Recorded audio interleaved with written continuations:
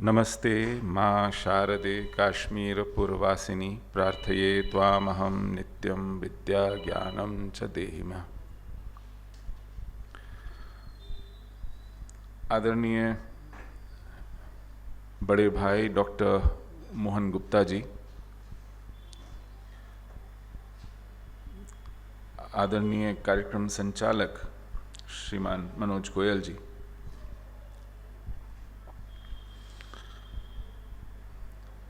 मेरे लिए इतना सब कुछ अच्छा कहने वाले प्रिय श्री आनंद शर्मा जी, सभा में उपस्थित डॉक्टर भगवंत जी,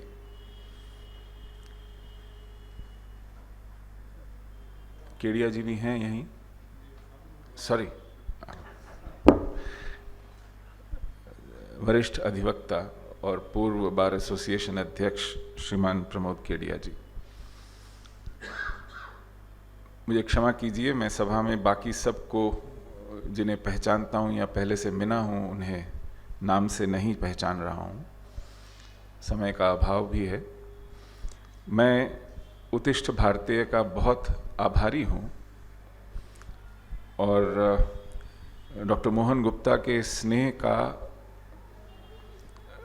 लंबे समय से ऋणी हूं। उन्होंने 3 वर्ष पहले भी मुझे आमंत्रित किया था और आज ये पुनः अवसर दिया है कि मैं आप सबके साथ कुछ जानकारियां, कुछ अनुभव साझा कर सकूं और जो हमारा एक विमर्श है, एक सार्वजनिक बातचीत है,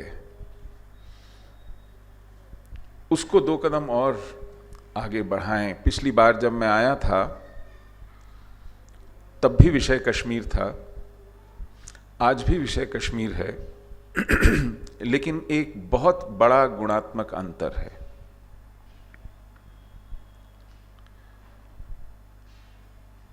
मैंने सोचा नहीं था कि मेरे जीवन काल में मैं ये देखूंगा कि अनुच्छेद 370 निरस्त होगा।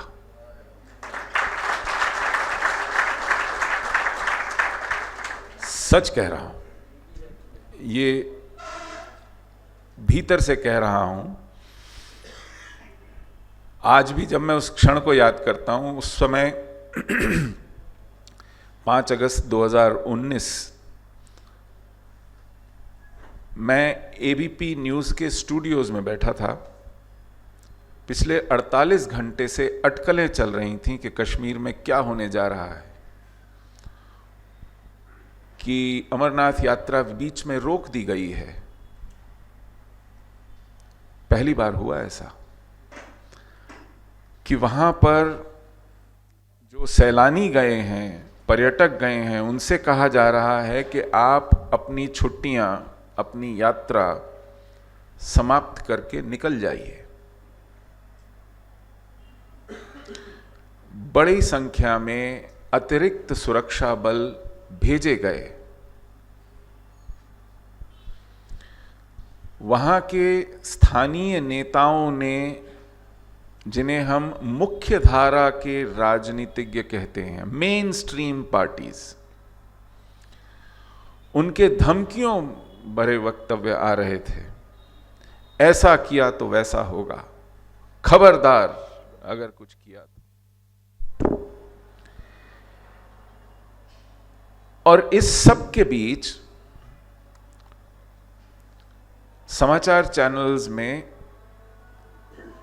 अटकलें लग रही थीं कि क्या होने जा रहा है। बीच में वीकेंड था 3 और 4 का, 5 को संसद का सत्र था, सत्र 11 बजे शुरू होना था। 10 बजे से कार्यक्रम एबीपी न्यूज़ ने मुझे कहा कि आप दोपहर से पहले कहीं नहीं जाएंगे, यहीं बैठिए। तो 11 बजे सत्र शुरू होना था, 10 से 11 तक हम लोग अटकलें लगा रहे थे। उसके बाद एक ब्रेक लिया गया। 1 घंटा बातचीत बहुत होती है, लोग थक जाते हैं। और खासकर जब आपके सामने तथ्य ना हो और आपको कल्पना से और अनुभव से और न जाने क्या क्या से कैसे बोलना पड़ता है। उधर संसद का सत्र शुरू हुआ और इधर टीवी ने उसको लाइव दिखाना शुरू किया और सबके लिए उससे पहले कह दिया गया था भाई चाय पानी कुछ लाइए, और लोग आपसी बातचीत में लग गए जो कि 1 घंटे से नहीं हुई थी। मैं एक टक सुन रहा था और देख रहा था कि हो क्या रहा है। और जब मेरे कान में गृह मंत्री अमित शाह का ये वाक्य कि 370 इन अनुच्छेदों के लिए मान्य नहीं होगा, मैं उछल पड़ा, मेरे मुंह से चीख निकली, भाई वाह। तो सबकी बातचीत रुक गई। उन्होंने मुझसे पूछा क्या हुआ क्या हुआ। मेरे साथ जो एंकर थी एबीपी न्यूज में, उनका नाम किसी को याद है? रूबिका लियाकत। उन्होंने मुझसे पूछा क्या हुआ क्या हुआ क्या हुआ। मैंने कहा इस रिकॉर्डिंग को रिपीट कीजिए और शाम तक चलाइए। उन्होंने कहा हुआ क्या? मैंने कहा खुद उनके मुंह से सुनिए, 370 नहीं रहा। मैं समझ नहीं पा रहा था कि क्या करूं। मतलब जिसको कहते हैं कि उस समय मैं कहां हूं, समय क्या है, आसपास क्या घट रहा है, कौन बैठा है, कुछ क्षणों के लिए यह दिमाग से बिल्कुल निकल गया। और उस स्थिति में रूबिका लियाकत ने आकर के मुझे गले लगा लिया। तो मुझे लगा कि हाँ, I am back in this world. और उनका बोलो क्या हुआ, बैठो पानी पियो, बोलो क्या हुआ। मैंने कहा 370 नहीं हो सकता। मैंने कहा रिकॉर्डिंग सुनो, इसको बोलो अपने कंट्रोल रूम में, क्योंकि और कुछ सुपरफ्लुअस है, डिटेल्स हैं, कोर मैसेज जो है वो आप चलाइए, लूप में चलाइए। और ऐसा किया गया। लोगों को समझ नहीं आया ये हो क्या रहा है। उन्होंने कहा तुमने शायद गलत सुना है, इसका कुछ और अर्थ है, ऐसा हो नहीं सकता। हमने कहा ऐसा ही है। मैं ये सब क्यों बता रहा हूं आपको? मैं इसलिए बता रहा हूं कि सच में इस देश ने 70 साल इस लानत को ढोया। आप वरिष्ठ अधिवक्ता हैं। मैं अभी आपको बता रहा था कि हम लोग बैठे थे नीचे चाय पी रहे थे कि मुझे कोई 4-5 वर्ष पहले बेजवाड़ा बार एसोसिएशन जाने का अवसर मिला। मैंने पिछले कुछ 7-8 सालों में दर्जनों बार एसोसिएशंस के दौरे किए। मैं कहां कहां नहीं गया। मैंने बीजेपी से इतर कई दलों के सांसदों के साथ बैठकर कागज लेकर उदाहरण देकर के उन्हें समझाने की कोशिश की कि इस पर आम सहमति बननी चाहिए। फिर बार एसोसिएशंस में मैं गया। मैंने कहा देखिए, आप जिस संविधान की शपथ उठाकर अपना लाइसेंस पाते हैं प्रैक्टिस करने का, ये परवर्जन, ये शर्मिंदगी उस संविधान के अंदर है। ये केवल मेरा इशू नहीं है। नहीं तो उसकी वजह से क्या होता है कि मतलब शेष भारत के लोग वहां जमीन नहीं खरीद सकते, यही होता है और क्या होता है। मैंने कहा नहीं, ये रियल एस्टेट की प्रॉब्लम नहीं है। इस प्रावधान के कारण यह संविधान जम्मू कश्मीर में लागू नहीं होता है। जम्मू कश्मीर का एक अपना संविधान है। मुझे बताइए कि इस संविधान में ऐसी क्या खराबी है, क्या कमी है कि देश के एक पूरे प्रांत में यह लागू नहीं होता है। और मैं आपको बताता हूं कि जो वहां लागू होता है उस संविधान में क्या क्या नहीं है। वहां फंडामेंटल राइट्स नहीं है। Can you imagine, Jammu Kashmir के संविधान में फंडामेंटल राइट्स नहीं थे। क्योंकि अगर फंडामेंटल राइट्स होते तो हम वहां पर टिके रहते, हम बाहर निष्कासित नहीं कर दिए जाते इतने हिंसक तरीके से।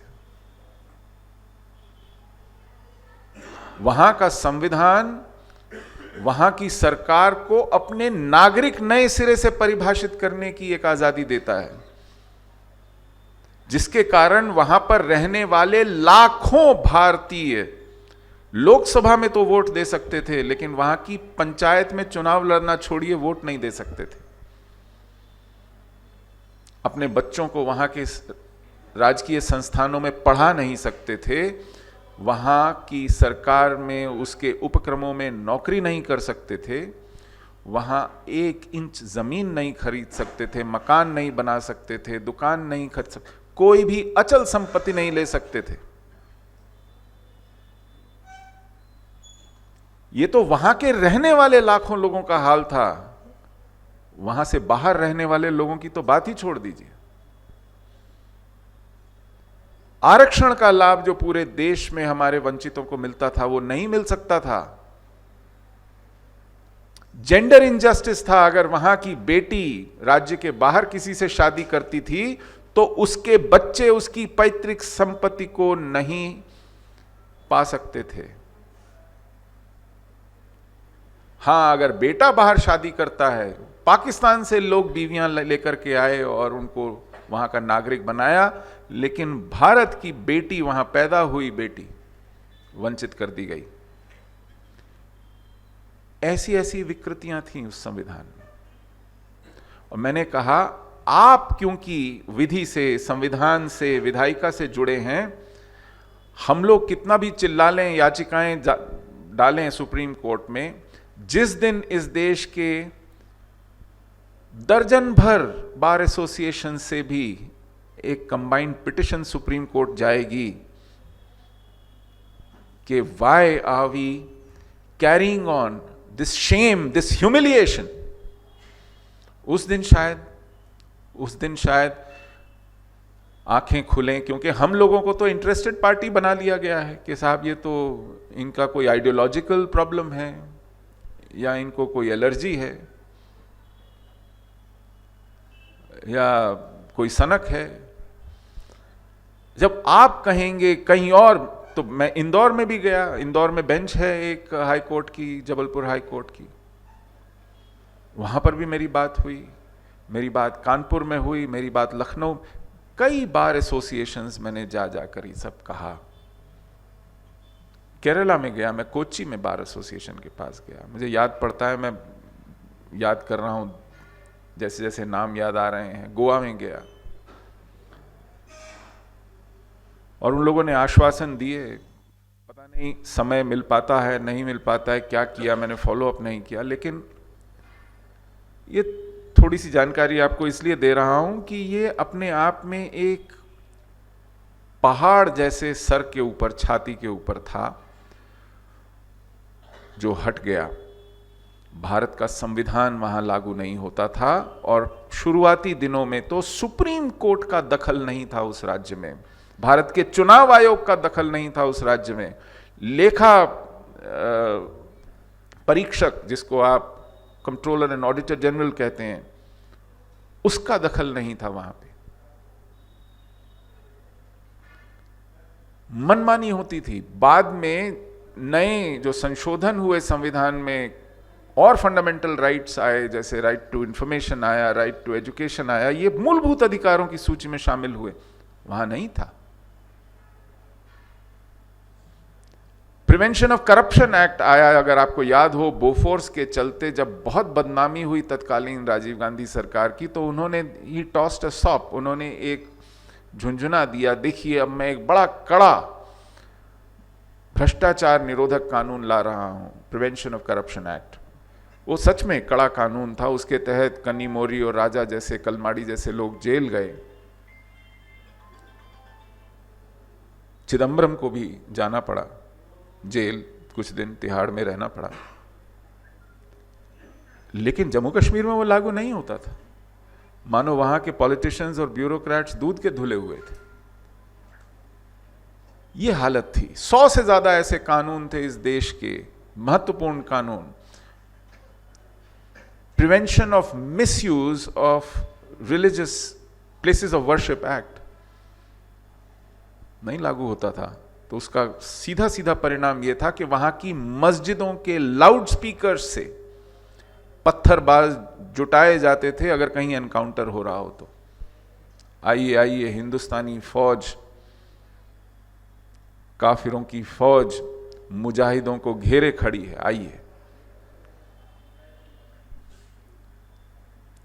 अपनी मजहबी जिम्मेदारी निभाइए। वहां के खुतबों में जुमे के रोज जहर उगला जाता था इस देश के खिलाफ, यहां के बहुसंख्यक समुदाय के खिलाफ, और आप कुछ नहीं कर सकते थे। तो इसलिए 370 का जाना ये सिर्फ हिस्टोरिक या अनप्रेसिडेंटेड चीज नहीं थी, ये युग प्रवर्तक निर्णय था। एक भारत 5 अगस्त से पहले था और एक भारत 5 अगस्त के बाद आया, क्योंकि ये भारत के नेतृत्व की राजनीतिक इच्छा शक्ति का एक मापदंड बन गया कि आप में वो साहस है क्या जिसके बारे में बार बार चेतावनी दी जाती है कि इसको छुओगे तो सिर्फ हाथ नहीं पूरा जिस्म जल जाएगा। ऐसा कहा था महबूबा मुफ्ती ने, ये उसके शब्द हैं, मेरे शब्द नहीं है।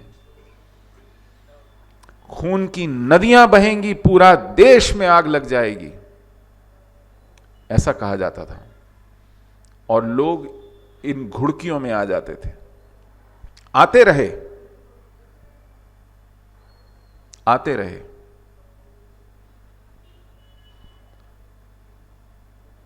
तो अपने आप में 370 एक वाटरशेड इवेंट था, और you can not exaggerate the importance of this. मतलब ये किसी भी दृष्टि से अगर आप चाहें भी तो इसके विषय में अतिशयोक्ति नहीं कर सकते। ये एक ऐसी अभूतपूर्व और युग प्रवर्तक घटना थी, निर्णय था, इसमें कोई शक नहीं है। और यह निर्णय एक युद्ध का ऐलान था, एक युद्ध की घोषणा थी, साफ साफ। मैं अगर आपको बताऊं कि देखिए उसकी प्रतिक्रिया में क्या हुआ, तो आपको समझ आएगा कि यह क्या था। 5 अगस्त को हमारी लोकसभा में यह प्रस्तुत किया गया, पूरा दिन बहस चली। लोकसभा ने इसके तहत जितने भी प्रस्ताव थे पारित किए। 6 अगस्त को हमारी राज्यसभा में बहस चली, पारित हुआ, और 6 अगस्त की शाम को हमारे राष्ट्रपति ने उस पर अपनी मोहर लगाई। 6 अगस्त को ही पाकिस्तान ने भारत के उच्चायुक्त अजय बिसारिया को बुलाया और कहा, you are persona non grata, अब आपकी इस देश में जरूरत नहीं है, आप चले जाइए। फिर 7 अगस्त को फिर बुलाया, उनको लगा कि शायद ये काफी नहीं है, और कहा, you are expelled and you have only 24 hours.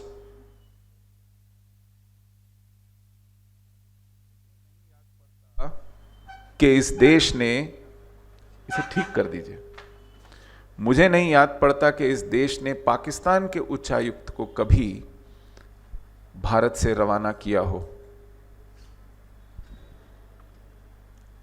इस देश पर पाकिस्तान ने कारगिल थोपा था, इस देश की संसद पर पाकिस्तान ने हमला किया था, इस देश की महानगरी मुंबई पर निरपराध निर्दोष औरतों और बच्चों को मौत के घाट उतारा था। 250 थे जो मारे गए। इस देश पर उरी किया गया, इस देश पर पुलवामा किया गया। मैं बीच में उन बड़े बड़े हादसों की तो बात ही नहीं कर रहा हूं, जब रेलों को बमों से उड़ाया गया, जब काशी विश्वनाथ में संकट मोचन मंदिर को बमों का निशाना बनाया गया, जब अयोध्या पर हमला किया गया। I will hold this, thank you. मैं उन सब की बात ही नहीं कर रहा हूं जब 32 साल पहले कश्मीर से लाखों हिंदुओं को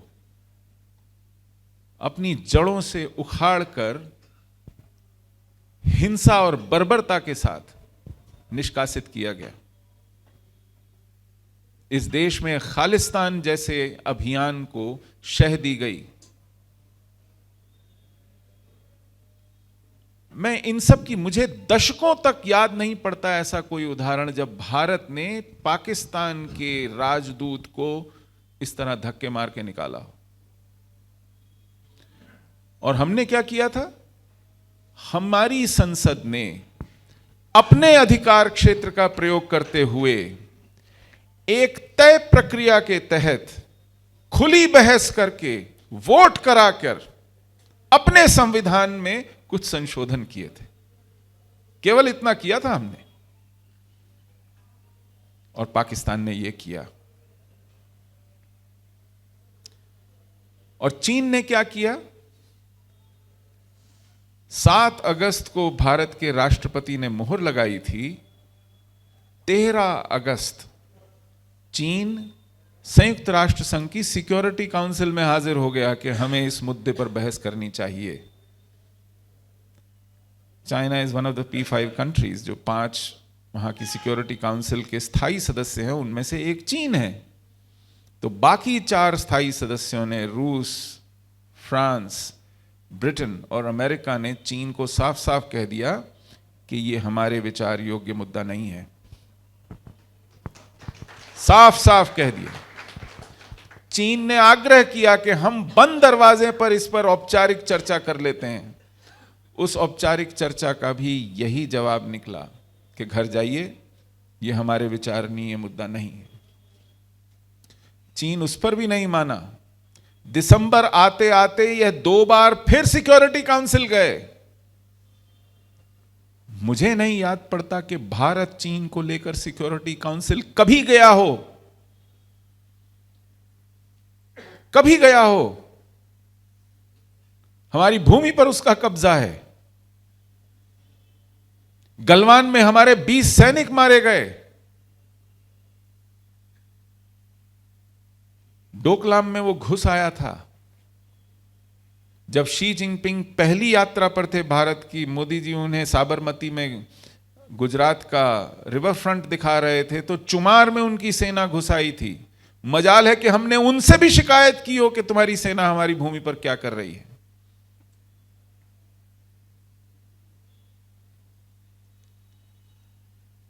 हमने इनके बहुत नखरे उठाए हैं, बहुत सताए गए हैं। हमारे पास काफी कारण हैं, लेकिन चीन, जिसका इस मामले में कोई लेना देना नहीं है, अपने क्लाइंट स्टेट पाकिस्तान के आग्रह पर वो ये सब करता रहा। तो आप अंदाजा लगाइए कि अनुच्छेद 370 भारत के संविधान में किनकी तरफ से बैटिंग कर रहा था, किनके हित साध रहा था, किनको मदद पहुंचा रहा था। और ये सब हमने 70 साल होने दिया। हम लोग पागल नहीं थे जो जा जाकर लोगों से कह रहे थे कि भैया इसको देखो, ये हमें अंदर से खोखला कर रहा है। लोग सोचते थे कि इनको सनक चढ़ी हुई है, इनके पास और कोई मुद्दा नहीं है।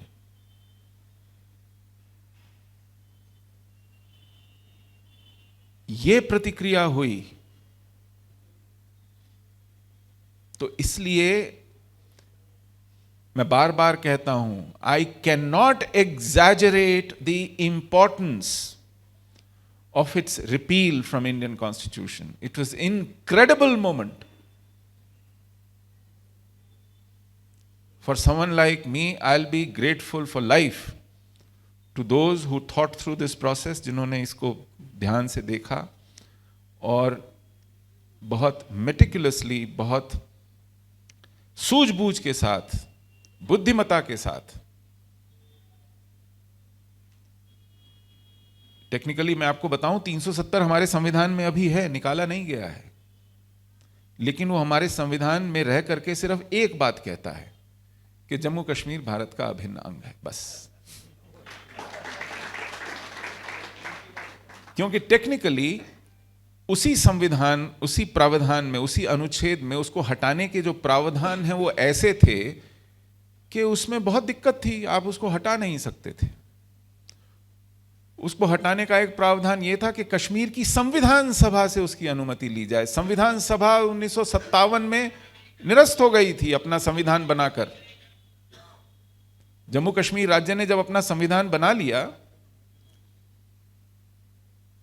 अपना काम पूरा कर लिया, तो संविधान सभा भंग हो गई। अब वो संविधान सभा कहां से लाएं जिससे जा करके कहें कि भैया इसको हटाने देते हो कि नहीं। तो फिर ये शायद ये सोचना पड़ेगा कि वहां की विधानसभा को संविधान सभा का उत्तराधिकारी मानकर उनसे ये मनवा लिया जाए। क्यों करेगी वो विधानसभा ऐसा? वहां आपके पास ऐसी संख्या है क्या? तो ऐसी बहुत सी पेचीदगियां थीं, लेकिन कुछ रास्ते थे, और उनमें से एक रास्ता यह था कि जो 370 में मैकेनिज्म्स हैं उसके तहत बहुत सारी चीजें कश्मीर पे लागू होती। कश्मीर को स्वायत्तता देने वाले अधिकार उस मैकेनिज्म से जाते हैं। कुछ जाते हैं तो कुछ आते भी हैं।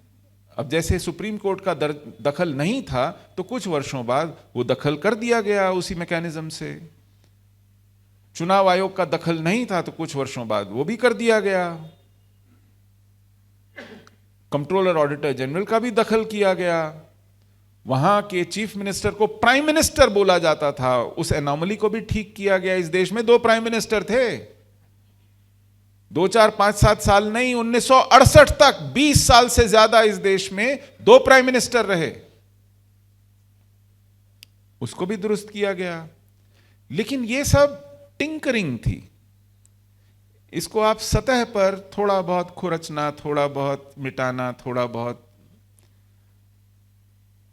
जिसे कहते हैं कि अगर बहुत बड़ी फुंसी हो तो उस पर थोड़ा लाली पाउडर लगा के उसको दबाना, यह सब था। आपने नए परिभाषा गढ़ ली है नागरिकता की, वो कैसे जाएगा? आपका अपना संविधान है, भारत का संविधान लागू नहीं होता, वो कैसे जाएगा? भारत की संसद के पास अधिकार नहीं है कि वो जम्मू कश्मीर के लिए कोई कानून बना सके। केवल एकमात्र ऐसा राज्य था। भारत की संसद जो भी कानून बनाती थी उसमें एक लाइन आती थी, accept in the state of Jammu and Kashmir. Bharat की संसद हमारी सर्वोच्च सार्वभौम संस्था है, वो हमारी सॉवरेनिटी की पराकाष्ठा है। उसका देश के चप्पे चप्पे पर कानून बनाने का अधिकार है। लेकिन कश्मीर के विषय में कानून का अधिकार नहीं था। तो किस मुंह से हम कहते थे कि यह हमारा अटूट अंग है, अविभाज्य अंग है, अभिन्न अंग है? इतनी सारी भिन्नताएं तो डाली हुई थी। तो इन सबको ठीक करना था, और यह तरीका निकाला गया कि वो जो मैकेनिज्म है, उस मैकेनिज्म का यूज करते हुए जो अपवाद अभी तक डाले गए हैं कश्मीर के विषय में, जो नाजायज रियायतें अभी तक, जो अधिकार दिया है कि आप अपनी नागरिकता परिभाषित कीजिए, वो 35A के माध्यम से गया, उन सबको उसी मैकेनिज्म से वापस लाया जाए। तो वो रेजोल्यूशन पास किया गया कि आज तक भारत की संविधान से इतर जो भी नीतियां, जो भी विधायिका, जो भी निर्णय किए गए हैं, उन्हें रिवर्स किया जाता है। वहां के संविधान को, जो कि 370 के माध्यम से ही वहां बनाने की इजाजत दी गई, अनुमति दी गई, वापस ली जाती है। यह सब किया गया। तो ये जो विकृतियां जिस तरीके से गई थीं उनको रिवर्स किया गया, और बाद में इस कानून के उन प्रावधानों को नष्ट किया गया कि फ्यूचर में इनका दुरुपयोग ना हो जाए। उस रास्ते को फिर बंद किया गया जिस रास्ते से शब आया जाया करता था। और सिर्फ एक खोल बचा रह गया जिसमें यह लिखा था कि जम्मू कश्मीर राज्य भारत का अभिन्न अंग है। तो कोई कहे आपने 370 हमसे बिना पूछे हटाया कैसे, तो जवाब है कि हटाया तो है नहीं, ये वहीं का वहीं है। तो फिर ये सब कैसे किया? ये सब वैसे ही किया जैसे हो रहा था 70 साल से। उसमें बताइए हमने गलती कहां की? ऐसे ही तो किया था ना आपने, ये भी ऐसे किया था, वो भी ऐसे किया था, वो भी ऐसे किया था, और वैसे ही हमने ये वो कर दिया। फिर भी वो सुप्रीम कोर्ट गए हैं, देखते हैं सुप्रीम कोर्ट इस विषय में क्या निर्णय लेता है। अपने आप में ये एक, मैं बार बार दोहराता हूं, युद्ध की घोषणा से कम नहीं था, क्योंकि 370 कश्मीर में जिहाद का पोषक था। यह एक बीज के रूप में हमारे संविधान में आया 25 नवंबर 1949 को, और संविधान के साथ लागू हो गया 26 जनवरी 1950 को, और वटवृक्ष बन गया था। किसी में छूने की हिम्मत नहीं थी इसको, रियायतों पे रियायतें दी जाती थी इसके तहत। और इस वटवृक्ष के नीचे उससे लिपटती हुई कई विष बेलें चढ़ी। इसके पीछे मानसिकता क्या थी मैं आपको बताता हूं। आप सोचिए, भारत और पाकिस्तान का विभाजन हुआ, किस आधार पर हुआ? कि हिंदू और मुसलमान इस देश में साथ साथ नहीं रह सकते। क्यों? क्योंकि यह बात कही नहीं गई, बल्कि कही गई कई बार, लेकिन यह फॉर्मल आर्गुमेंट्स का हिस्सा नहीं थी कि हम यहां 800 साल हुक्मरान रहे हैं। क्योंकि कोई उनसे पूछे कि एक साथ नहीं रह सकते, भाई 700-800 साल से तो रह ही रहे हैं। अकबर के अंदर भी रहे थे, औरंगजेब के तहत भी रहे थे, यहां निजाम के तहत भी रहे थे, रह तो रहे थे। अब कैसे कह रहे हैं नहीं रह सकते? तो नहीं साहब, तब हम हुक्मरान होकर रहते थे। अब ये जो तुम्हारा लोकतंत्र आएगा, तुम्हारा संविधान आएगा, तुम्हारे बहुमत की सरकार आएगी, वो तो हिंदुओं की होगी, इसलिए नहीं रह सकते। This was between the text. नहीं रह सकते जी। आप हाकिम और हम महकूम, नहीं रह सकते। होती होगी आपकी डेमोक्रेसी, नहीं रह सकते। ठीक है साहब। और इसके जवाब में जब ये रेजोल्यूशन पास किया गया कि हमें पाकिस्तान चाहिए 1940 में लाहौर में, तब जिन्ना ने ये कहा कि कांग्रेस हिंदुओं की पार्टी है, इसके हाथ में मुसलमानों का हित सुरक्षित नहीं है। तो फौरन कांग्रेस ने अपना अध्यक्ष मौलाना अब्दुल कलाम आजाद को बना दिया।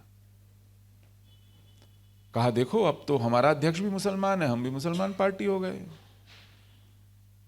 अरे भाई, ये कहना चाहिए था मुस्लिम लीग को कि आप मुसलमानों की पार्टी हो, आप एक सांप्रदायिक पार्टी हो, आप हिंदुओं और मुसलमानों में लड़ाई करवाकर अपने सत्ता के लिए इस देश को तोड़ना चाहते हो।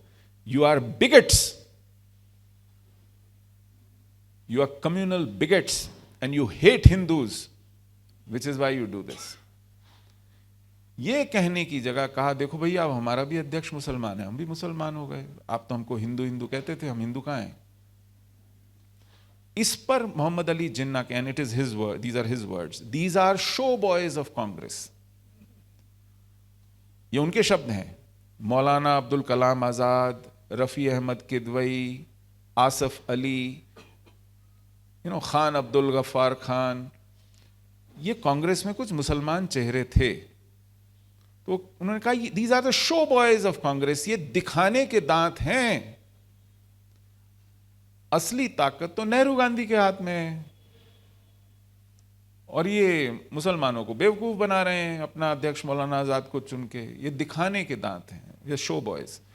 तो अब कांग्रेस ने इस डिबेट को एक स्तर और ऊपर ले गए या नीचे ले गए, ये आप तय करेंगे। उन्होंने कहा देखो जी, हमारा अध्यक्ष तो शेरवानी पहनता है, तुर्की टोपी लगाता है, और इनका मुसलमान अध्यक्ष जिन्ना जो है वो तो यूरोपियन सूट पहनता है। कौन ज्यादा मुसलमान दिखता है? हमारा मौलाना आजाद तो मक्का में पैदा हुआ है, अरबी बोलता है, उसको कुरान कंठस्थ है, वो हाफिज है। इस जिन्ना से तो उर्दू भी ढंग से नहीं बोली जाती।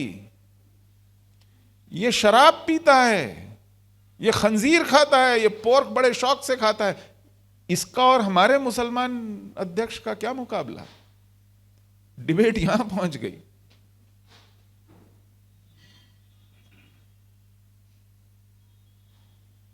एक वक्त ऐसा आया कि जिन्ना ने कहा कि मुझे इस देश के हिंदुओं पर तरस आता है कि उनकी भविष्य किन नेताओं के हाथ में।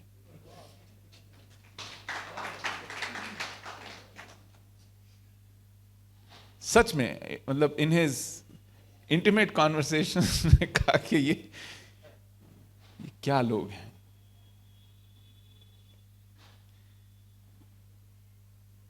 और ये पाखंड जानते हैं कैसे चला? आमतौर पे कांग्रेस का अध्यक्ष 1 साल के लिए चुना जाता था। खुद गांधी जब कांग्रेस के अध्यक्ष बने 1924 में, तो 1 साल अध्यक्ष रहे 1925 तक, बस। उसके बाद कभी अध्यक्ष नहीं बने। 1 साल का टेन्योर होता था। बहुत हुआ, आप चाहते हो या संगठन चाहता हो कि आप बहुत अच्छा काम कर रहे हैं तो दूसरा साल मिल गया। आप चाहते हो और संगठन के कुछ नेता ना चाहते हो, चुनाव हो गया तो आपको दूसरी टर्म जीत ली आपने, जैसे सुभाष चंद्र बोस ने जीती थी। ये अपवाद थे, लेकिन ये अपवाद थे। मौलाना आजाद 40 में अध्यक्ष बने, 46 तक अध्यक्ष रहे, 7 साल लगातार। क्योंकि वो दौर आजादी के आंदोलन का दौर नहीं था। अगर माफ कीजिएगा आपको ये पढ़ाया जाता हो कि क्विट इंडिया मूवमेंट जैसी चीज शुरू हुई, 15 दिन में टाई टाई फिस हो गई थी। और वो जानते हैं क्यों लॉन्च करनी पड़ी गांधी जी को ताबड़तोड़? क्योंकि सुभाष चंद्र बोस ने अंग्रेजों को खदेड़ना शुरू कर दिया था बर्मा में। लाइन लगाकर बाहर निकाल दिया था, अंडमान में तिरंगा फहरा दिया गया था, और आजाद हिंद फौज की एक भारत की पहली आजाद सरकार सुभाष चंद्र बोस के नेतृत्व में गठित कर ली गई थी, जिसको 8 देशों ने मान्यता दी थी। तो इन लोगों से, कांग्रेसियों से लोग पूछने लगे कि भाई देखो, वो तो मोर्चे पे डटा हुआ है, तुम क्या कर रहे हो? तब इन्होंने बिना किसी तैयारी के, बिना किसी सोच समझ के, बिना किसी, एक क्विट इंडिया मूवमेंट शुरू किया, जिसको 15 दिन भी नहीं लगे खत्म होने में। आज हमें उसके विषय में खूब पढ़ाया बताया जाता है और सुभाष बोस के बारे में कुछ नहीं बताया जाता। वो दौर आजादी की आंदोलन का दौर नहीं था, वो भारत के विभाजन के आंदोलन का दौर था, पार्टीशन के कैंपेन का दौर था। और क्योंकि वो पार्टीशन के कैंपेन का दौर था और कांग्रेस को यह पाखंड करना था कि वो मुसलमानों की उतनी बड़ी हिमायती है जितने की मुस्लिम लीग और जिन्ना, तो मुसलमान अध्यक्ष बना रहना जरूरी था। और जब यह तय हो गया कि इनका पाखंड नहीं चला, विभाजन होगा ही होगा, तो मौलाना आजाद से कहा गया भैया आ जाओ, तुम्हारा रोल खत्म। यह नाटक हुआ था। बहुत धक्का लगा होगा गांधी जी को, नेहरू जी को, कि हमारा सेक्युलरिज्म इस देश के मुसलमान पहचान नहीं पाए, हम पर यकीन नहीं कर पाए। यह तो निजाम का क्षेत्र था, इसकी बगल में मद्रास प्रेसिडेंसी थी। मद्रास प्रेसिडेंसी में करीब 22 मुस्लिम इलेक्टोरेट सीटें थीं। लोग कहते हैं कि पाकिस्तान बनाया यूपी बिहार के मुसलमान ने, उन्हें जरा गौर करना चाहिए।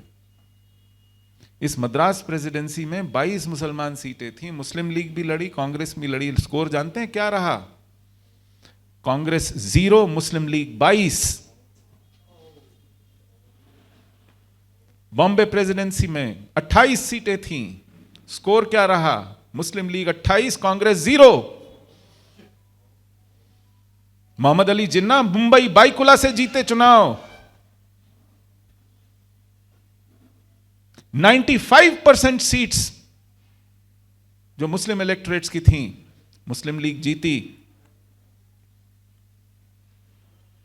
इनका पाखंड नहीं रुका। इनको लगा कि देश के मुसलमान ने हमें पहचानने से मना कर दिया है। पार्टीशन हुआ और वो इस देश की नहीं, पूरी दुनिया में, मानवता के इतिहास में इतनी बड़ी त्रासद घटना कभी नहीं हुई। उस दशक में, 40 के दशक में 3 सबसे बड़ी ट्रैजिक घटनाएं हुई, त्रासदी हुई। एक थी द्वितीय विश्व युद्ध। ये वाकई एक विश्व युद्ध था। दुनिया के सभी महाद्वीपों में लड़ा गया, एशिया में लड़ा गया, अफ्रीका में लड़ा गया, यूरोप में तो खैर उसका केंद्र था, इवन अमेरिका में लड़ा गया। पूरी दुनिया की फौजों ने, कनाडा से लेके ऑस्ट्रेलिया तक, जापान से लेके रशिया और मोरक्को के प्लेन्स में टैंक दौड़े। इस युद्ध में करोड़ों लोग मारे गए, हजारों लाखों नहीं, करोड़ों। एक एक देश में, रूस में करोड़ों मारे गए।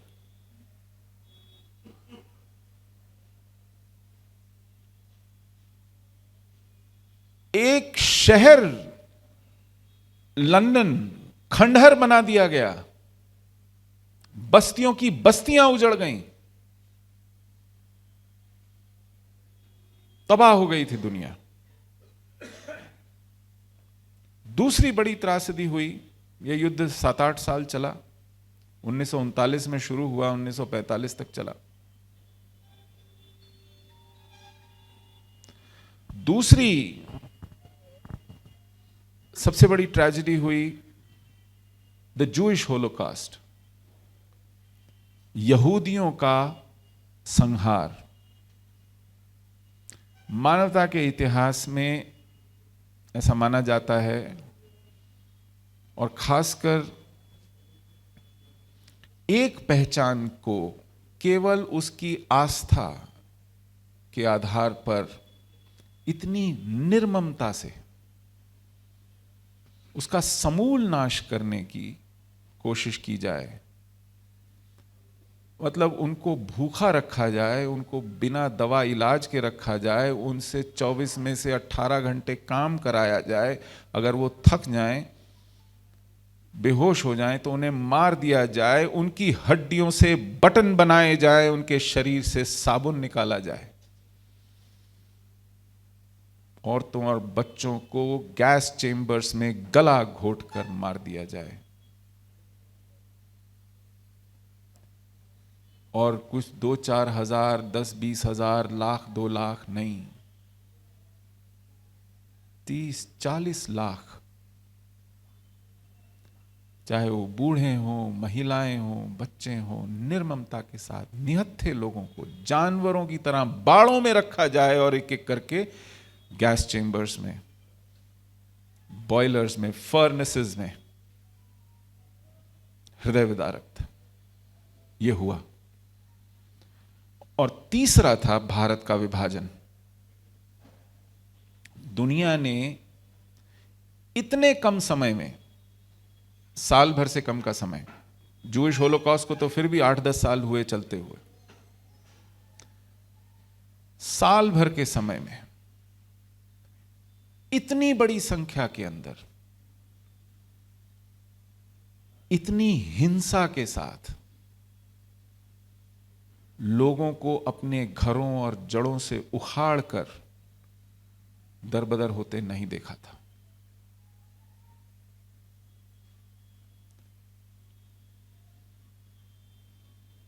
करीब 25-30 लाख लोग मारे गए।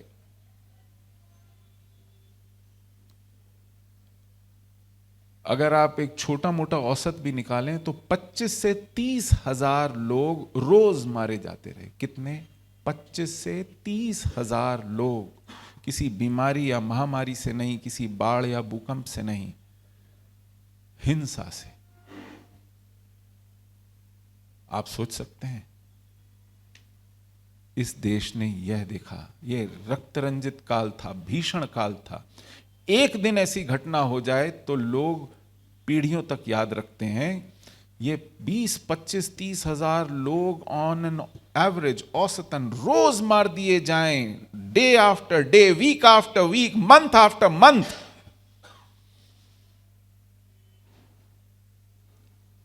ये झेला इस देश ने, जिसके बारे में जिन्ना कह रहा था कि ये कैसे लोग हैं। मैं तो मुसलमानों के लिए सोच रहा हूं, ये किसके लिए सोच रहे हैं? और यहां के हिंदुओं के लिए कौन सोच रहा है?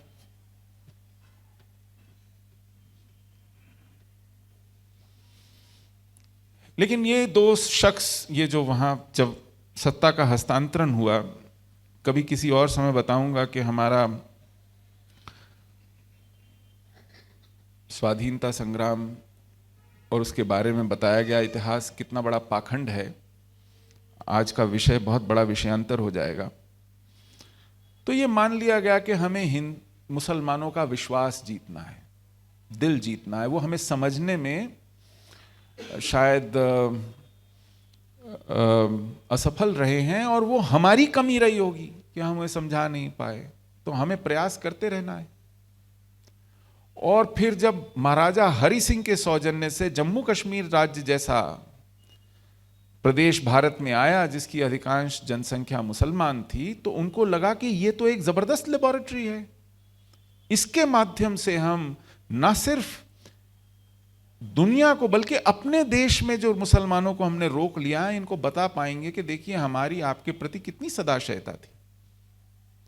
तो जो संविधान सर्वसम्मति से बनाया गया, ऐसा संविधान जिसमें यहां के बहुसंख्यकों को वो अधिकार नहीं मिले जो यहां के अल्पसंख्यकों को मिलते थे, जो दुनिया का सबसे liberal and freedom giving document है टू अ फॉल्ट, ऐसा संविधान जब वहां के लोगों ने नहीं, वहां के नेता ने कहा, शेख अब्दुल्ला ने, कि ना मुझे नहीं चाहिए। तुमने कहा ठीक है, हम नहीं लागू करेंगे। उससे किसी ने यह नहीं पूछा हमें बताइए इसमें प्रॉब्लम क्या है, हमें बताइए, तो अगर प्रॉब्लम है तो हम उसे निकालेंगे। इंसिडेंटली ये वो शेख अब्दुल्ला है जो हमारी कंस्टिट्यूएंट असेंबली का सदस्य था। 25 नवंबर को उसके भी हस्ताक्षर हैं उस संविधान को एक्सेप्ट करने वाले। Try and understand, he is signatory to that original document of Indian Constitution which was approved unanimously. कोई उसमें डिसेंट वोट नहीं था, क्योंकि यह तय किया गया था कि यह संविधान वोटिंग करके नहीं बनेगा, बहुमत करके पास नहीं होगा, यह सर्वसम्मति से बनेगा। तो लोगों को समझाकर बुझाकर लंबी लंबी बहसें करके, हाथ पांव जोड़कर, उनकी बात मानकर, अपनी बात काटकर यह बनाया गया था। तो ऐसे संविधान में जिसमें खुद शेख अब्दुल्ला और उसके 3 साथियों ने, उसके अपने 3 साथियों ने, 4 साथियों ने कश्मीर से वो नुमाइंदगी कर रहे थे कश्मीर की, उनके हस्ताक्षर हैं, और उन्होंने वो संविधान कश्मीर में लागू करने से मना किया। ये विडंबना देखिए, उन्होंने मना कर दिया या नहीं चाहा समझ में आता है, हमने कहा ठीक है आप अपना बनाइए।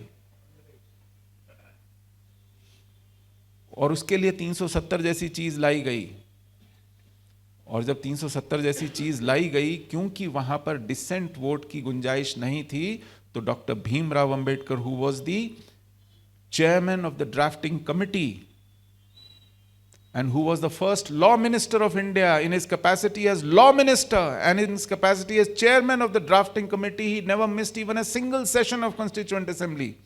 लेकिन जिस सेशन में 370 लिया गया संविधान के अंदर, उस सत्र का डॉक्टर भीमराव अंबेडकर ने बहिष्कार किया।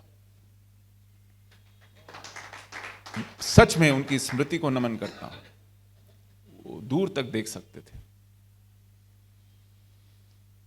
ये रियायतें क्यों दे रहे थे हम?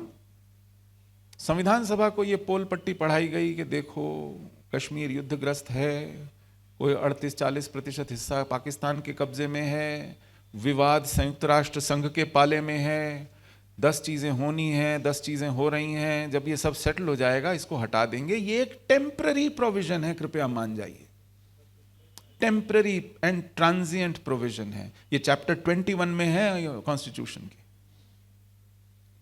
तो उस सदाशयता में चलो नेहरू जी की जिद है, पटेल जी उनके बिहाफ पर कह रहे हैं, मान जाते हैं।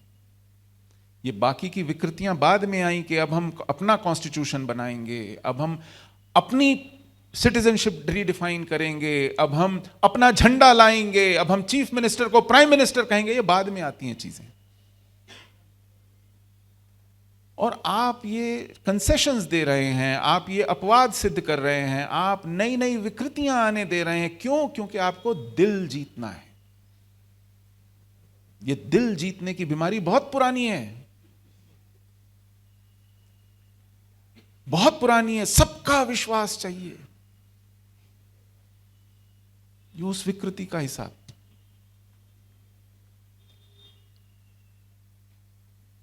और उसके तहत ये सब हुआ। ऐसा मान लिया गया कि हम अपनी माइनॉरिटीज को कैसे रखते हैं, कितने अधिकार देते हैं, कितनी प्रिविलेजेस देते हैं, कितनी रियायतें देते हैं, कितनी असंगतियां उनकी झोली में डाल देते हैं, उनको खुश करने के लिए, उनको रिझाने के लिए, ये जतलाने के लिए कि हम कितने सेक्युलर हैं, कितना बड़ा दिल है हमारा। हम ये सब करते चले गए।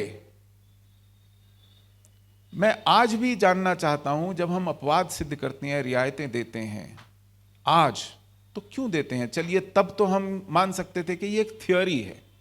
ये एक थ्योरी है कि जब आप किसी के लिए इतना उदार बड़ा दिल रखते हैं तो शायद वो अनुग्रहित हो, वो इस एहसान के बोझ में दब जाए और कहे कि आप तो प्रभु का साक्षात स्वरूप है मेरे सामने, मुझसे भी कुछ मांग लीजिए, मैं क्या कर सकता हूं। ऐसा कुछ नहीं हुआ, क्योंकि वो देखता है कि जब पाखंड है तो इस मूर्खता से कुछ और निचोड़ लिया जाए, कुछ और मांग लिया जाए।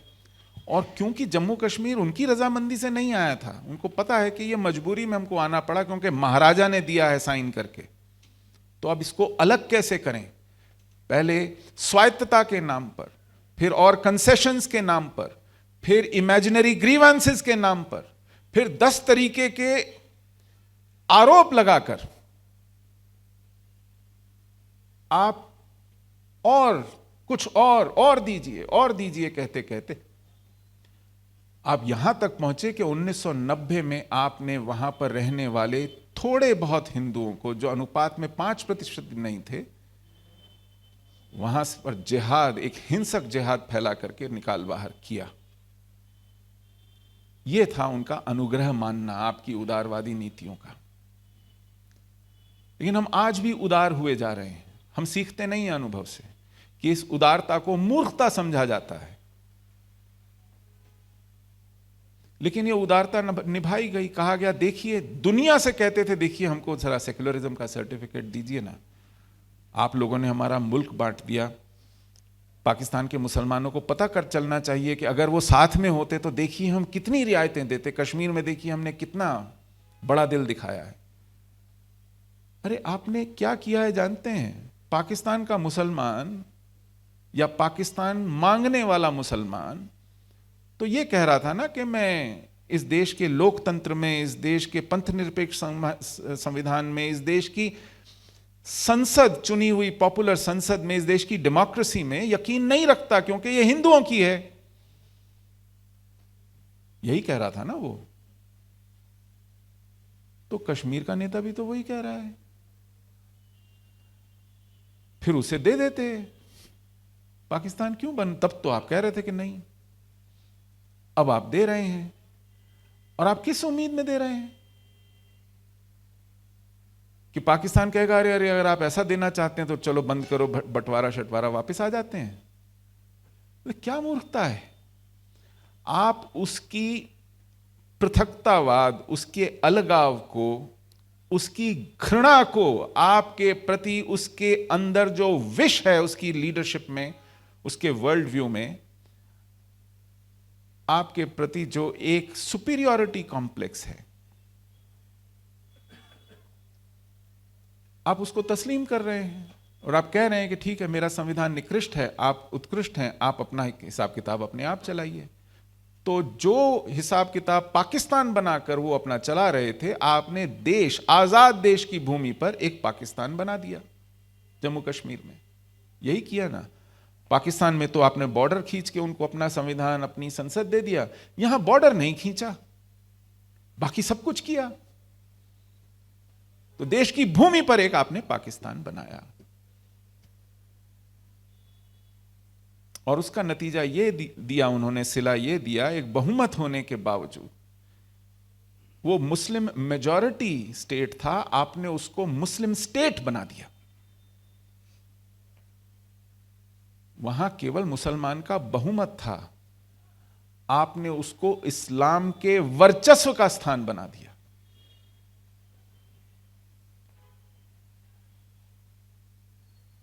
और इसके लिए आपने तरह तरह के बहाने और सिद्धांत गढ़े।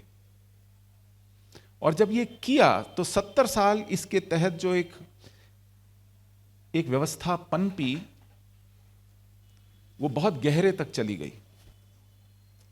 मैं आपको एक उदाहरण दूं। 1991 में जब हमारा निष्कासन हुए, अभी साल भर भी नहीं हुआ था, चंद्रशेखर जी की सरकार थी, कुछ 4 महीने वो प्रधानमंत्री रहे। जम्मू कश्मीर में कोई 2,500 सरकारी कर्मचारियों में, जिनमें सभी लेवल्स के थे, क्लास 4 से लेकर टॉप ब्यूरोक्रेट्स तक, middle level, top level, lower level, कोई 3,500 कर्मचारियों ने एक याचिका लिखी संयुक्त राष्ट्र संघ को, उसमें अपना नाम भी डाला, हस्ताक्षर भी किए कि भारत का कश्मीर पर अवैध कब्जा है, यहां जनमत संग्रह कराया जाए। सरकारी कर्मचारियों ने। हिमाकत देखिए। तो सरकार ने कहा भाई ऐसे तो सबको कैसे निकाल दें, फिर सरकार कौन चलाएगा। सोचिए आप, ऐसे लोगों से सरकार चल रही थी। तो क्या करें, तो ऐसा करते हैं, कुछ 5-6 जो सरगना हैं इनके, उनका उदाहरण बनाने के लिए उनको नौकरी से निकाल देते हैं। चलिए, बहुत हिम्मत की बात की चंद्रशेखर ने कम से कम। तो उन्होंने 6 लोगों को, जो सरगना टाइप थे, जिन्होंने ये सारा इवेंट ड्राइव किया था, मोबिलाइज किया था, उनको नौकरी से बर्खास्त कर दिया गया। ये लोग भी किसी अदालत में नहीं गए, कोई प्रोटेस्ट वगैरह भी नहीं किया।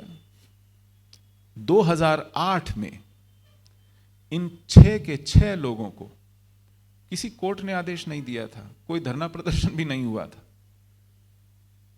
इनको वापस नौकरी में लिया गया और 1991 से 2008 के सारे अरियर्स पे किए गए विद इंटरेस्ट, सारे इंक्रीमेंट्स दिए गए, सारी पदोन्नतियां दी गई, इनके रिटायरमेंट बेनिफिट्स रेस्टोर किए गए, इनसे माफी मांगी गई।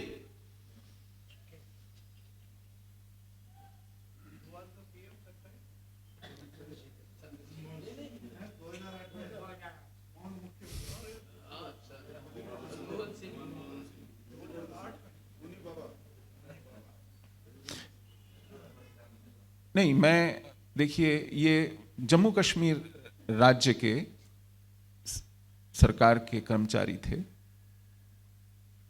ठीक है।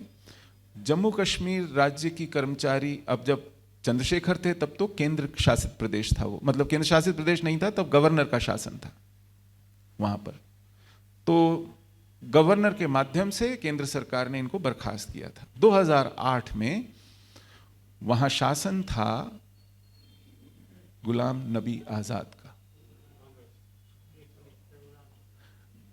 आजकल वो कांग्रेस में बड़े तेवर वाले नेता माने जाते हैं, और राज्यसभा में उनकी विदाई पर आप जानते हैं क्या हुआ था।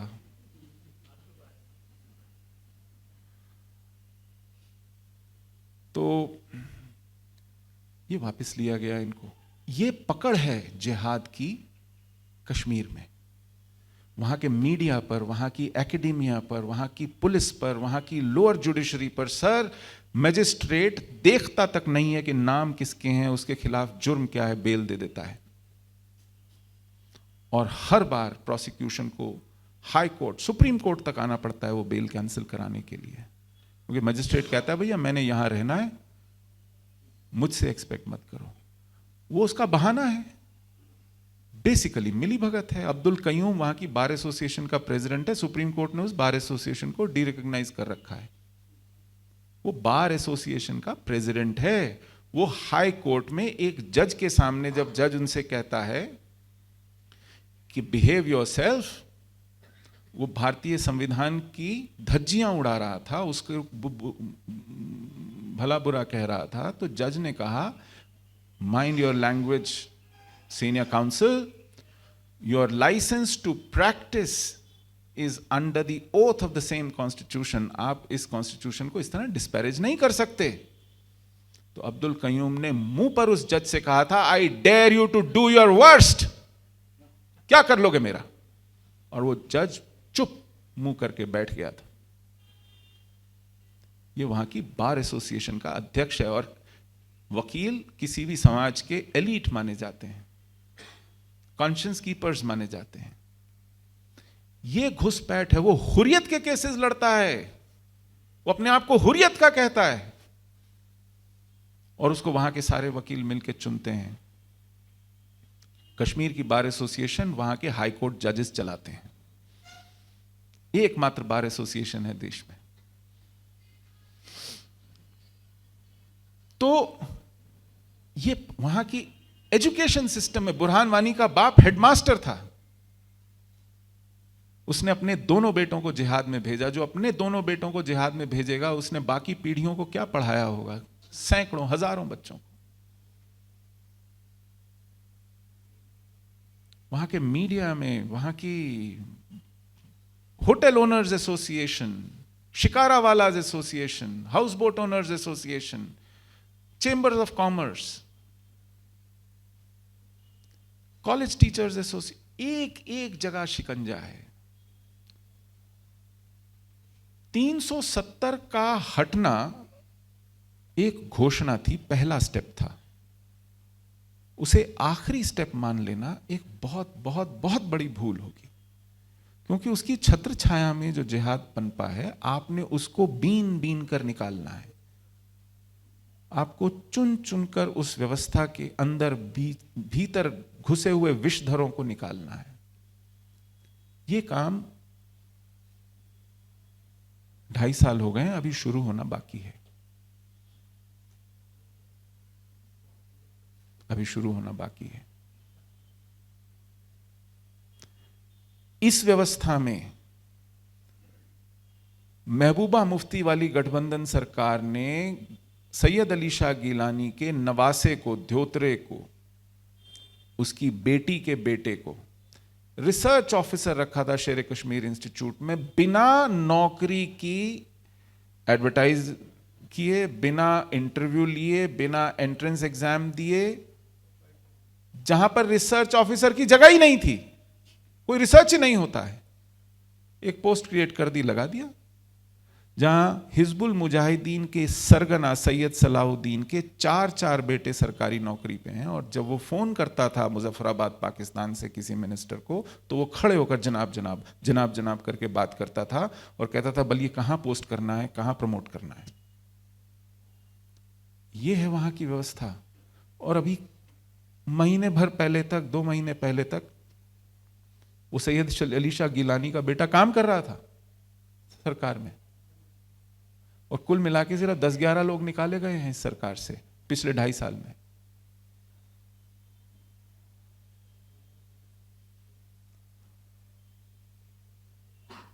क्या हुआ 2019 5 अगस्त को जब ये सब हुआ? मैंने आपको बताया कि क्या क्या हुआ, चीन ने क्या किया, पाकिस्तान ने क्या किया, और भारत ने कहा, दुनिया में कहा, ऐलान करके कहा कि कश्मीर हमारा अंदरूनी मामला है, इसमें किसी को अपनी नाक घुसाने की कोई जरूरत नहीं है, अपने काम से काम रखिए। बहुत बढ़िया था।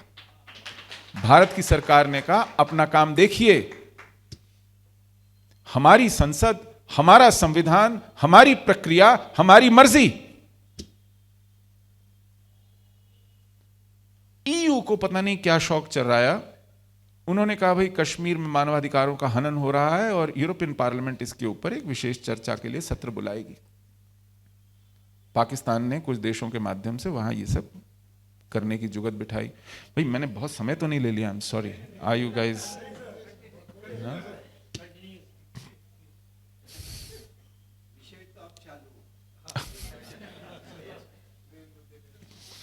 तो भारत के तत्कालीन विदेश मंत्री आज भी हैं श्री एस जयशंकर, वहां पहुंचे ब्रसल्स में।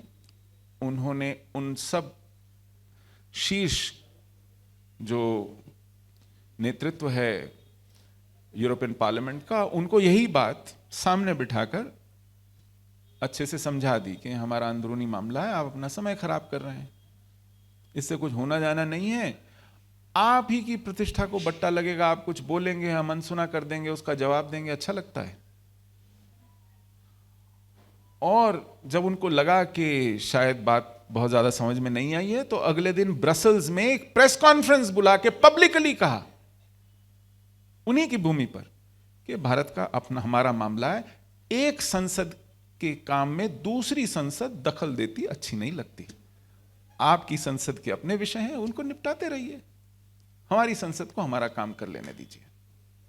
बहुत बढ़िया था और पूरी दुनिया हमारे साथ खड़ी थी। Imran Khan is on record saying India has huge clout all over the world, nobody is listening to us, not even organisation of Islamic countries is listening to अस।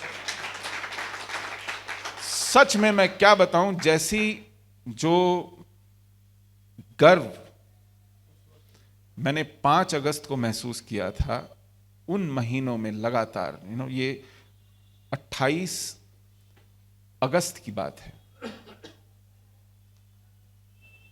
जब ये ब्रसल्स में एस जयशंकर गए, मतलब वो पूरा महीना I was as a floating in thin air. कमाल है, ये स्वप्न माया है या ये सच है? ये देश आज अपनी इच्छा शक्ति का, अपने अस्तित्व का परिचय दुनिया को दे रहा है, दो टूक बात करके दे रहा है।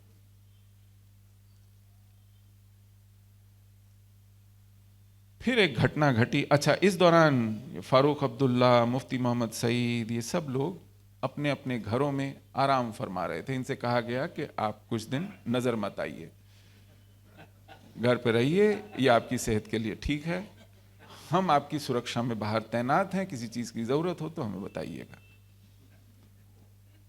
बहुत साफ सुथरा रखा हुआ था इन सबको, किसी को परेशानी नहीं होनी चाहिए थी, और ये ठीक भी रहा। ये पहले बार ऐसा हुआ कश्मीर में, ये इतिहास में आप जाएं तो आपको उन 6 महीने, वैसे 6 महीने दशकों में नहीं मिले, जब कोई निरपराध नागरिक नहीं मारा गया, जब कोई बस नहीं फूकी गई, कहीं पत्थर नहीं मारे गए, किसी को धमकाया नहीं गया। ये 6 महीने बिल्कुल ऐसे लगा कि 180 डिग्रीज कायाकल्प हो गया है। तो कुल मिला के ये सब जो समाचार आ रहे थे बहुत बढ़िया आ रहे थे, लेकिन 28 अक्टूबर को एकाएक खबर आती है कि ईयू के कोई 28 सदस्य, 26 सदस्य एक एक दो करके दिल्ली पहुंच गए, और ये टिप ऑफ हुआ कि साहब ये तो शायद सरकार की ओर से बुलाए गए हैं। सरकार ने कहा हमने तो नहीं बुलाए हैं। उनसे पूछा गया आपको किसने बुलाया है, तो वो एक दूसरे की तरफ देख रहे थे। और एक दिन बाद वो सब एक चार्टर जहाज में बिठा के कश्मीर रवाना कर दिए गए। वहां पर घुमाया फिराया गया, उनको कश्मीर दिखाया गया और कहा गया कि आप बताइए कश्मीर कितना अच्छा है, आप बताइए ना कि आपको कश्मीर जाके अच्छा लगा, कश्मीर में सब शांत है।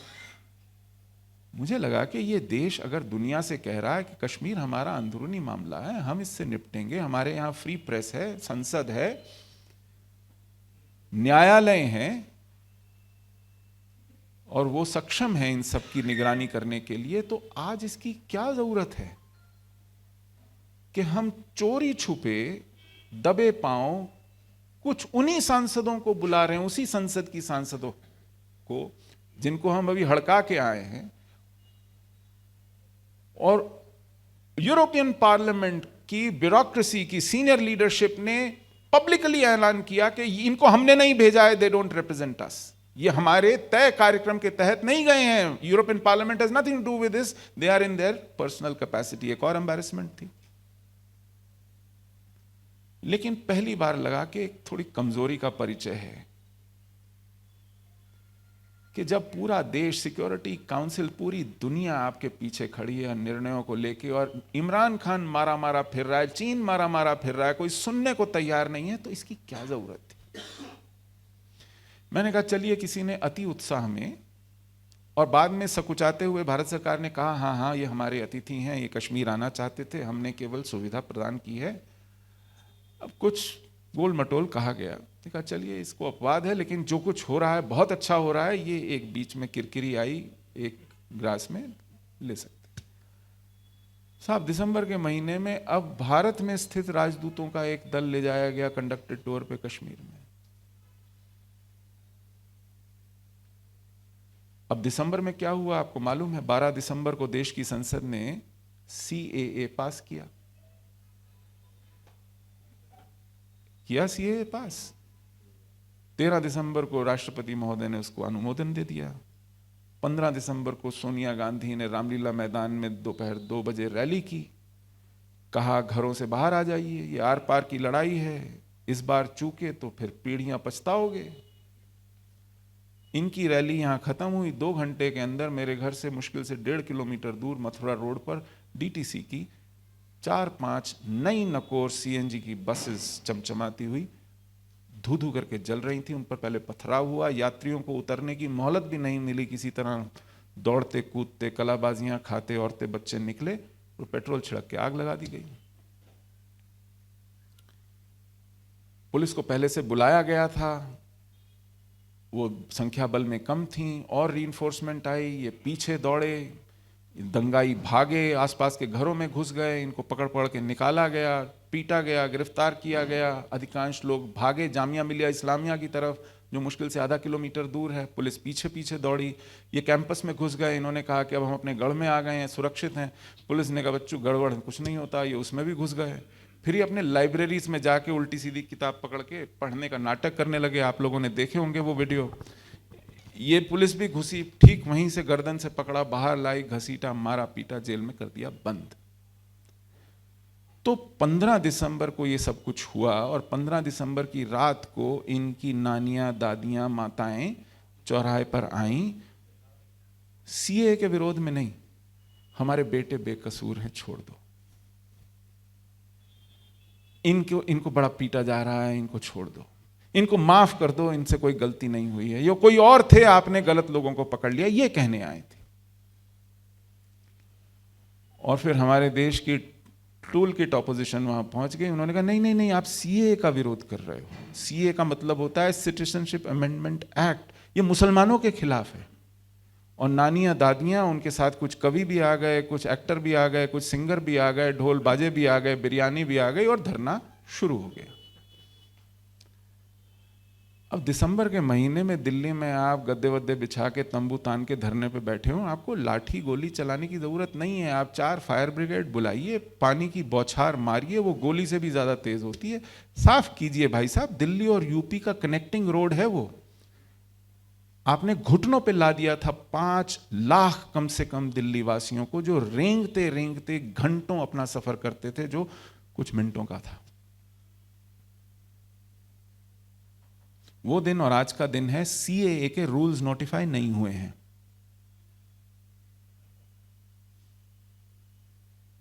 दो साल और 1 महीना होने को आ गया है। 12 दिसंबर को बना था, अभी 12 जनवरी नहीं आई है, शायद आ जाएगी। अभी तक रूल्स नोटिफाई नहीं हुए हैं, और उसके तहत किसी को भी भारत की नागरिकता नहीं मिली है। संसद का मन है, मंतव्य है, उसकी निष्ठा है इसमें, उसने पास किया है, राष्ट्रपति जी ने अनुमोदन किया है, अभी तक इस पर काम नहीं हुआ है। हमारे गृह मंत्री जी ने बताया था कि ये पहला कदम है, दूसरा कदम होगा नेशनल रजिस्टर ऑफ सिटीजन्स। उससे हफ्तों में पल्ला झाड़ लिया गया। किसने, कब? एनआरसी। गलत सुना होगा आपने। उसका कोई प्रोसीजर है क्या आपके पास? कोई कागज है क्या? हमें बताइए। तो बेकार आप चिंता कर रहे हैं। तो एनआरसी तो is a still born idea, अब तो उसकी बात भी नहीं होती है। ये किसे कंसेशन दे रहे हैं? दुश्मन कमजोरी ताड़ जाता है, उनको लगा कि अब मौका है, हमसे बात कीजिए। उन्होंने कहा हाँ हमारे दरवाजे खुले हैं, आइए। किससे बात करें? तो दिल्ली में लेफ्टिनेंट गवर्नर सबसे बड़ा एडमिनिस्ट्रेटर है। उसने कहा लेफ्टिनेंट गवर्नर के, करना लेफ्टिनेंट गवर्नर से बात नहीं होगी, कौन जाएगा उसके पास? तो लेफ्टिनेंट गवर्नर खुद आया, नहीं नहीं आपसे बात नहीं करनी है। तो गृह मंत्री ने कहा मेरे दरवाजे खुले हैं, आइए। नहीं, गृह मंत्री को यहां आना चाहिए। ये कमजोरी ताड़ जाता है दुश्मन। 26 फरवरी को ट्रंप को आना था, और इस दौरान आप जानते हैं क्या हो रहा है। 28 अगस्त को एक डेलीगेशन कश्मीर जा चुका है, ये 12 दिसंबर से पहले था। कोई 28 दिसंबर को दूसरा डेलीगेशन कश्मीर जा रहा है, शाहीन बाग चल रहा है, और 12 फरवरी को तीसरा डेलीगेशन कश्मीर जा रहा है, और इस दौरान शाहीन बाग चल रहा है। और न सिर्फ वहां चल रहा है, देश भर में उसका मैकडोनाल्डाइजेशन हो गया है, उसके फ्रेंचाइजी खुल रहे हैं। हर शहर की बड़ी सड़क पर कहीं ना कहीं तंबू लगा के शाहीन बाग का वर्जन दुकान चल पड़ी है, और मजाल है किसी के को कोई टोक दे। 12 फरवरी को ही छुपते छुपाते भारत की रॉ के पूर्व अध्यक्ष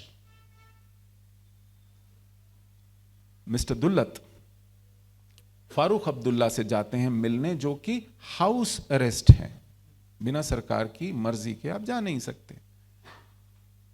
और अगर एएस दुल्लत जा रहे हैं तो मैं ऐसा जरूर मानूंगा, गलत हुआ तो मुझसे ज्यादा खुशी और किसी को नहीं होगी, कि सरकार नहीं भेजा था कुछ प्रस्ताव लेकर।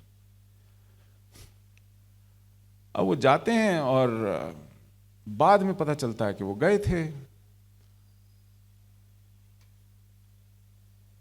8 फरवरी को एक नई पार्टी बनती है, अपनी पार्टी कश्मीर में, उसको बनाता है महबूबा मुफ्ती का पूर्व वित्त मंत्री सोहेल बुखारी, अल्ताफ बुखारी।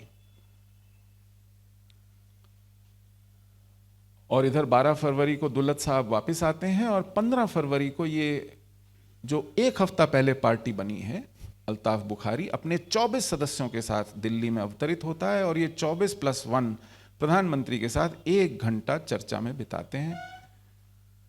वहां तो अपने कोई फोन लेके नहीं जा सकता, सिर्फ प्रधानमंत्री कार्यालय के फोटोग्राफर फोटो खींच सकते हैं। वो फोटो खींचे जाते हैं, दुनिया भर में बांटे जाते हैं, प्रधानमंत्री उन्हें बधाई देने की मुद्रा में है। ये वो अल्ताफ बुखारी है जिसके खिलाफ हवाला के केस चल रहे हैं। वो हुर्रियत को भी पैसा पहुंचाता था, मुख्य धारा के राजनीतिक दलों को भी पैसा पहुंचाता था, मिस्टर मनी बैग्स था, और इसीलिए फाइनेंस मिनिस्टर था महबूबा मुफ्ती का।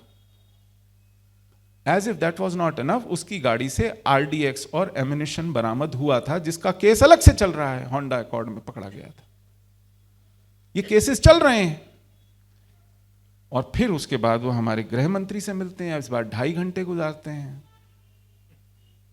और सब तस्वीरें छपती हैं। और 11 मार्च तक आते आते फारूक अब्दुल्ला बिना शर्त रिहा कर दिए जाते हैं। 10 दिन बाद उनका बेटा भी रिहा कर दिया जाता है, और कुछ हफ्तों महीनों में महबूबा मुफ्ती भी है, सब बाहर आ जाते हैं। जिन पर ये गंभीर आरोप 5, 6 और 7 अगस्त को संसद में लगे थे कि इन लोगों के कारण कश्मीर को बर्बाद किया गया, इनके द्वारा कराया गया, इनके द्वारा लाखों करोड़ का अपव्यय हुआ, गबन हुआ, जिनके कारण कश्मीर लहूलुहान है, उन्हें नजरबंद करना जरूरी है, क्योंकि हम कश्मीर को और नहीं बिगड़ने दे सकते। उनके खिलाफ कोई चार्जशीट नहीं है, कोई मुकदमा जारी नहीं किया जाता, बल्कि पिछले साल 24 जून को फिर हमारे प्रधानमंत्री उन्हें अपने घर चाय पकौड़ी पर बुलाकर पूछते हैं कि बताइए कश्मीर में लोकतंत्र कैसे बहाल होगा, परामर्श दीजिए, कैसे स्थितियां सामान्य की जाएं, पुनः चुनाव कैसे कराए जाएं, राज्य का दर्जा भी सोच सकते हैं। तो ये प्रक्रिया चली। मैं आपको एक एक करके घटनाएं बता रहा हूं। बीच में और क्या क्या बताऊं, लेकिन कुल मिला के अभी पिछले महीने और उससे पिछले महीने हर रोज जिसको चाहें, जहां चाहें, जब चाहें, जैसे चाहें निशाने पर लिया जाता है, मार दिया जाता है। चाहे वो मक्खनलाल बिंद्रू केमिस्ट हो, जो कि भीषण काल में नहीं गया था 32 साल पहले, जिसको दिखा दिखाकर हमारा मुंह चिढ़ाया जाता था कि अगर ये रह सकता है तो तुम्हें क्या प्रॉब्लम थी, तुम क्यों चले गए। स्कूल की प्रिंसिपल हो, ऑर्डिनरी टीचर हो, केमिस्ट हो, वकील हो, जर्नलिस्ट हो, गोलगप्पे बेचने वाला हो, ढाबा चलाने वाला हो, जिसको चाहें, जब चाहें, जहां चाहें, जैसे चाहें, क्योंकि इन्होंने देख लिया युद्ध का ऐलान तो हुआ लेकिन इन पर आंच नहीं आई। ये सब दुबक गए कि अब पड़ा थप्पड़, अब पड़ा डंडा, अब आई जांच, अब पकड़े जाएंगे, अब गिरमान नापा जाएगा। वो जब था यार तो कुछ भी नहीं हुआ, ये सब वैसा ही है, ठीक ठाक है।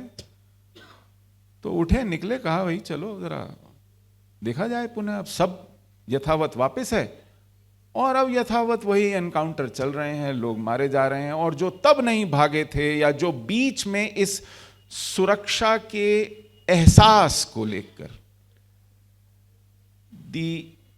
The suggestion of security, a semblance of order and peace, इसे कहते हैं ना कि आभास देख करके लोगों ने कहा चलो चलो चलो कश्मीर चलते हैं, उन लोगों की दुर्गति होने लगी। तो पोस्ट 370 स्थितियां यहां पर हैं। और दिलबाग सिंह जो कश्मीर के डीजीपी हैं, जब हर रोज एक एक दो दो मारे जाने लगे तो हफ्ते भर बाद उन्होंने कहा देखिए साहब, हम प्रदेश के हर नागरिक को सुरक्षा नहीं दे सकते। भाई ये आपने क्या बात कही। दुनिया में किसी भी सरकार से कहीं भी हर नागरिक को सुरक्षा देने की अपेक्षा भी नहीं की जाती है।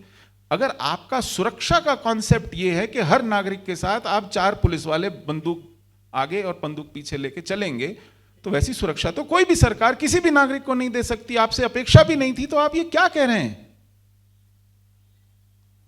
आप वहां की सुरक्षा तंत्र के मुखिया हैं। जो सुरक्षा हम मांगते हैं वो ऐसा वातावरण है कि जिसमें कोई अगर किसी निरापद, निहत्थे, निर्दोष व्यक्ति को निशाने पर लेना चाहे, कानून अपने हाथ में लेना चाहे, तो ऐसा सोचते हुए उसकी रूह कांपे, उसका मोहल्ला उसके पांव पकड़े, उसका परिवार उसके हाथ जोड़े कि मत करना वरना हमारी खैर नहीं होगी। वो होती है सुरक्षा। ऐसा वातावरण चाहिए आपको, ऐसी कर्तव्य निष्ठा चाहिए, ऐसा कमिटमेंट चाहिए कि हम ऐसा नहीं होने देंगे कि ये बिना कॉन्सिक्वेंसेस के, बिना कीमत चुकाए कोई कुछ भी करके चला जाए और हम सिर्फ भर्त्सना करते रह जाएं। हम कहें कि ये बौखलाए हुए हैं। अरे आपसे इनका मनोवैज्ञानिक विश्लेषण करने के लिए कोई नहीं कह रहा है कि आज ये मायूस हैं या आज ये बौखलाए हुए हैं या आज ये बहुत उत्साह में हैं या आज ये नाराज हैं या आज ये हिंसक हैं या आज ये पार्टी के मूड में। नहीं साहब, ये कैसी भी स्थिति में हो, ये इनकी प्रॉब्लम है। हमारी प्रॉब्लम ये है कि ये जब चाहे जिसे चाहे मार डालते हैं। ये नहीं हो सकता, ये नहीं होने दिया जा सकता। और इसके लिए आप क्या कर रहे हैं? इसके लिए आपको वो करना पड़ेगा जो तो 370 हटने के बाद एक ब्लूप्रिंट होना चाहिए था। जब तक ये सरगना अंदर थे तब तक कुछ नहीं हो रहा था। आज यही लोग मुंह चिड़ा चिड़ा के कहते हैं आपने तो कहा था कि 370 के बाद सब ठीक हो जाएगा। कहां है ठीक? आपने तो कहा था कि टेररिज्म रुक जाएगा। कहां रुका टेररिज्म? यही लोग मुंह चिड़ा चिड़ा के कहते हैं जब प्रधानमंत्री बुलाते हैं, जाइए जाइए पहले पाकिस्तान से बात कीजिए, हमसे बात करने से पहले 370 रिस्टोर कीजिए, स्टेटहुड रिस्टोर कीजिए। इनको हमने मौका क्यों दिया?